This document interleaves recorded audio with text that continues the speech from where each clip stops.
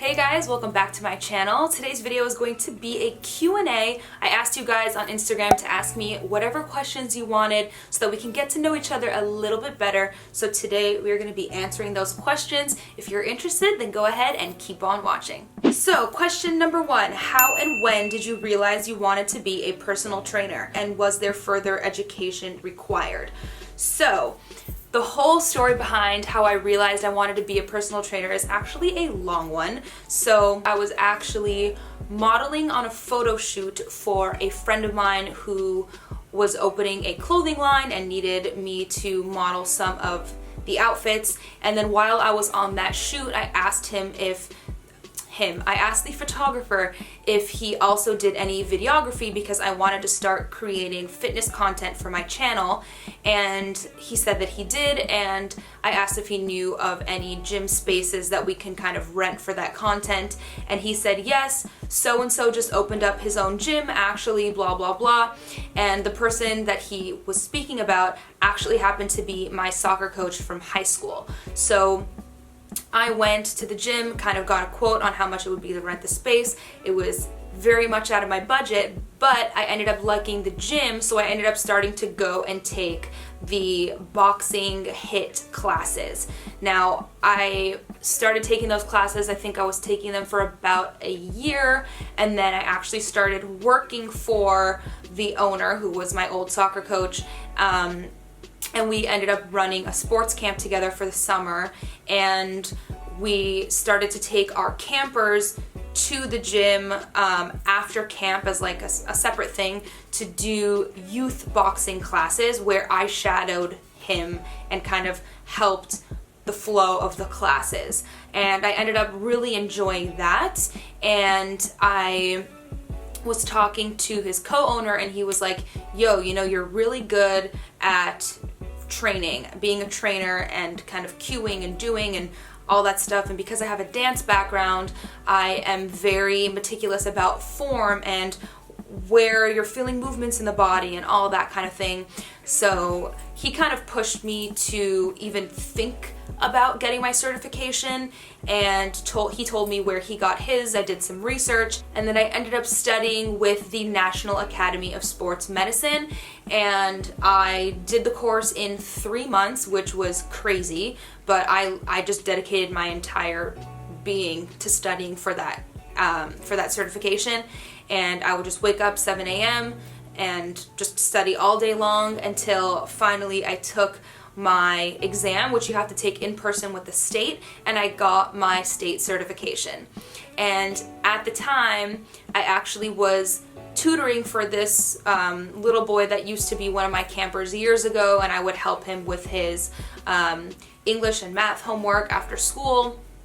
And there was one day that I was supposed to tutor him in the afternoon, but then the schedule got flipped around, so I changed the time of day that I was going to the gym with the time of day that I was supposed to be tutoring him, and I was a member at Equinox at the time. So I was in the locker room, and I was just getting dressed after I finished my workout, and there were these two girls in the locker room just chatting about hair and hair products, and you guys know that I do that for a living on YouTube, so I just jumped in casually to the conversation, and then one thing led to another in the conversation, and I had mentioned, oh yeah, I actually just got my personal training certification this morning, and the girl that I was talking to happened to be the personal training manager at the club that I was a member at, and she said, oh my god, that's amazing, why don't you come in for an interview, we're hiring. And I ended up getting the job a week later at Equinox. I was there for 2 years, and now I am training on my own privately, my own private business. So that's kind of how I got into everything, how one thing led to another, how everything kind of just flowed and worked really well, and I'm really happy that everything happened the way that it did.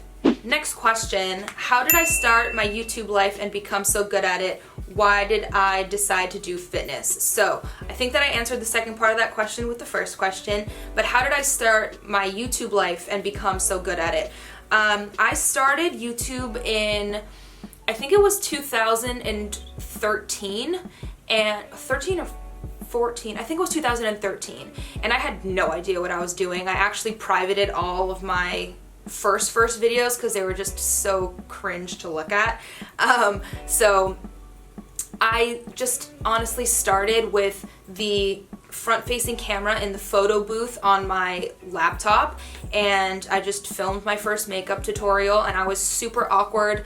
I had always been into makeup because I was always in musical theater, production, dance shows, from middle school all the way through high school, so I loved doing my makeup for shows and production. So I had a little bit of an idea of what I was doing, but I was also just learning from YouTube tutorials as well. So I started my channel, had no idea what I was doing, and it was just honestly trial and error and getting inspired by other people's content, Googling how to do literally everything, YouTubing how to do everything, and slowly I have gotten more comfortable in front of the camera. I've kind of learned who I am as a person a little bit more. I've grown into myself. I now know my likes, my dislikes, my interests, and I have more knowledge in a lot of different areas, so I'm able to share more information with you guys. And again, from trial and error in life, of just like how to shop online, how to find sales, how to style outfits, all these things I'm learning as I'm growing up, and I'm able to share more relevant information about things that I'm going through right now, and I think that that also makes for better content.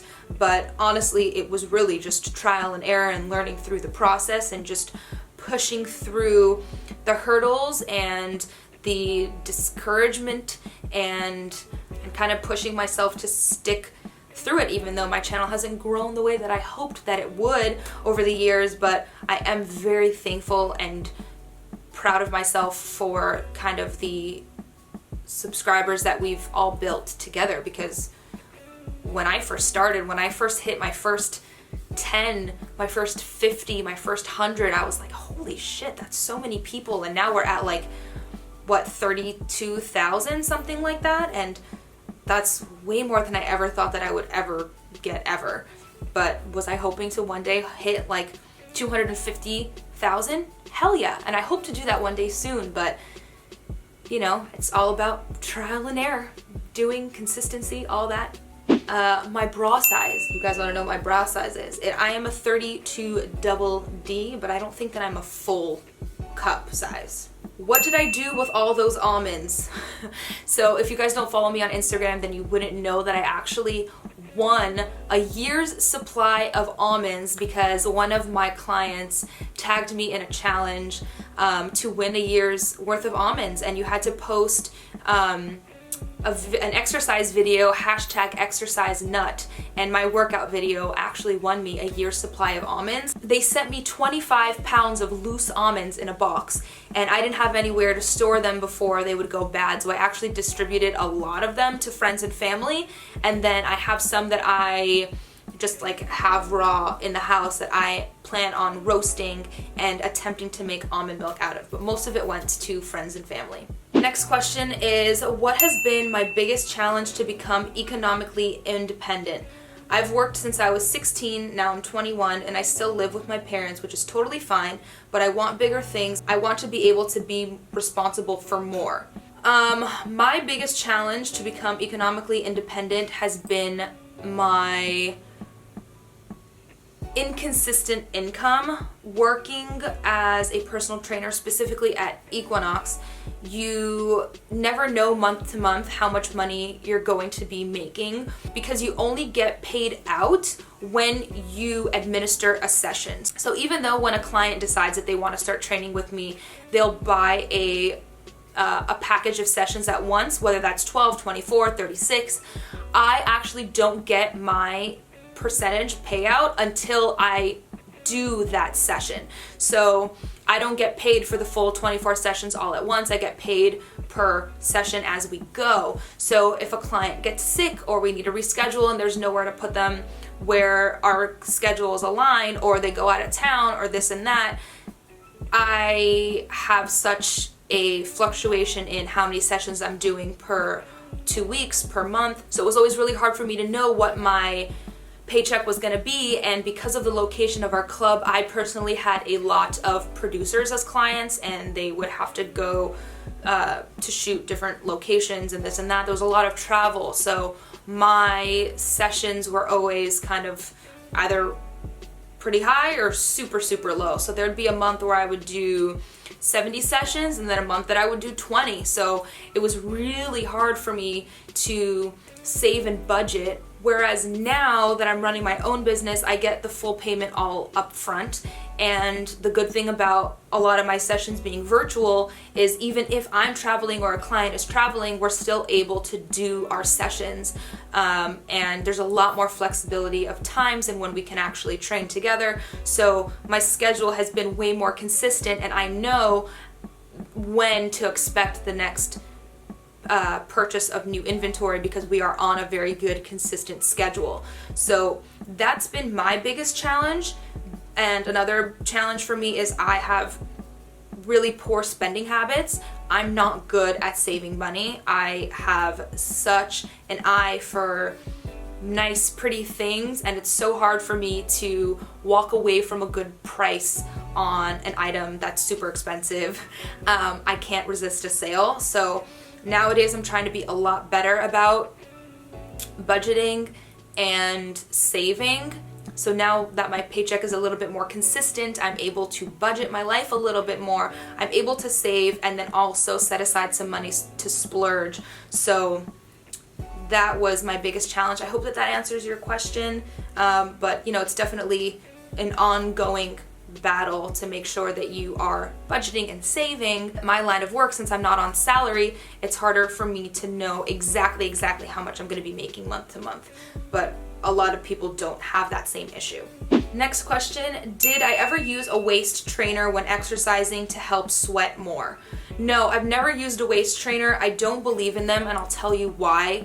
Waist trainers or like weightlifting belts, what they tend to do is because they're holding you in so tightly and they're bracing your core so tightly for you, your core actually doesn't have to do as much work on its own because that external cue is doing most of the work for you. So I prefer to just work out in a hoodie or something that's a little bit thicker in material so that I sweat more if I want to go down that route, but I don't ever use a waist trainer.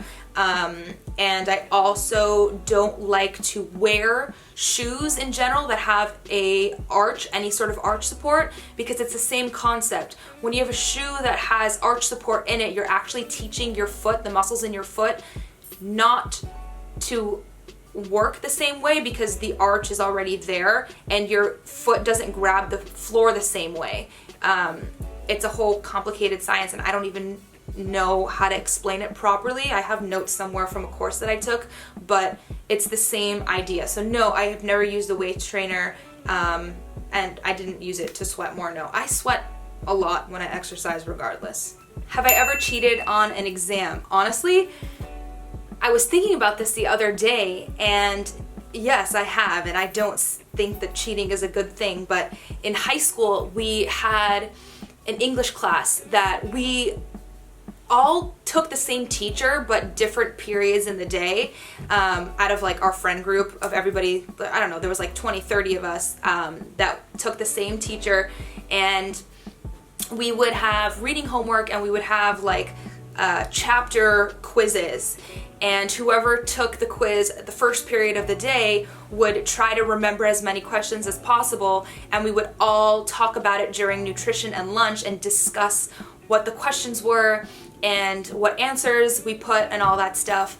And I actually think that that was a tactic from our teacher to get us to discuss the book more often, or just discuss the book in general, because without those quizzes constantly happening like 2 or 3 times a week, and us all kind of like scrambling, did you read the book? Did you read the book? What happened in this chapter? Oh wait, but remember, but didn't this happen in the last chapter? Oh, but what do you think happened here? And blah, blah, blah.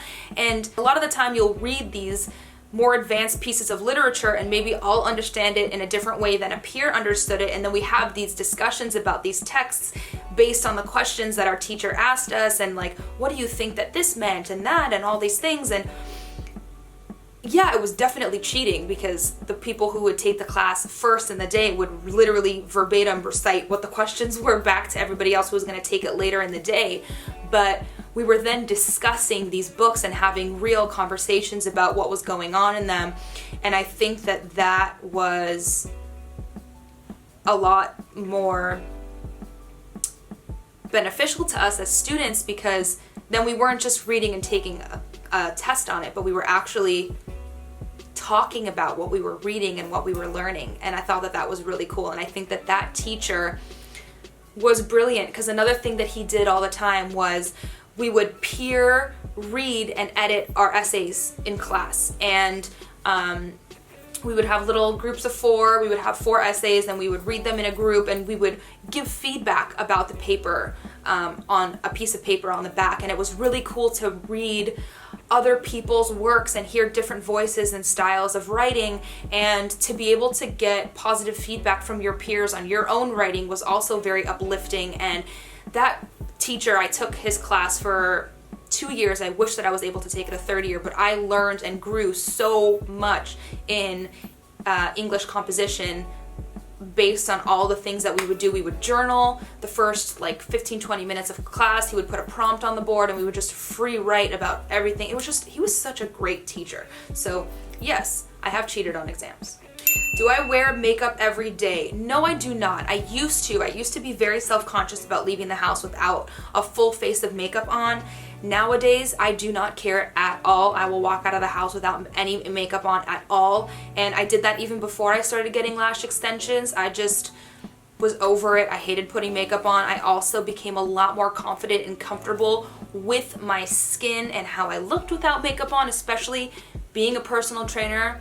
You know, the most that I would do is eyebrows and mascara, because I'm just waking up, first of all, super early in the morning. I would wake up at 4 a.m. some days, and also, you know, you're sweating all day long. So I stopped wearing makeup, and then I just got super comfortable with it. So I'm gonna stop there because I feel like this video is gonna be super long as it is. I hope that you guys enjoyed it. If you have any other questions for me, then leave them in the comment section below and I will put them in the next Q&A. I hope that you guys enjoyed it. If you did, please give it a thumbs up and subscribe, and I'll see you in the next one. Thank you so much for watching. Bye.